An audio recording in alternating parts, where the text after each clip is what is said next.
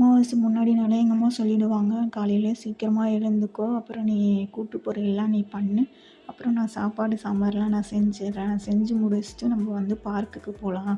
அப்படின்னு சொன்னாங்க. செஞ்சு முடிச்சுட்டு அப்புறம் சாமிலாம் கும்பிட்டு சாப்பிட்டோம். சாப்பிட்டு முடிக்கிறதுக்கே ஒரு 11:30 ஆயிடுச்சு. மதியானம் சாப்பாடுலாம் சாப்பிடல.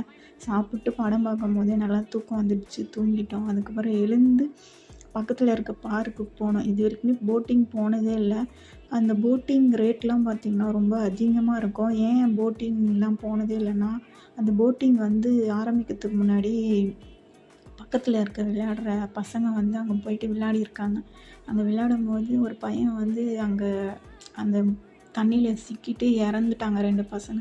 அதுக்கப்புறமா வந்து அந்த போட்டிங்கு போகணுன்னு தோணவே இல்ல.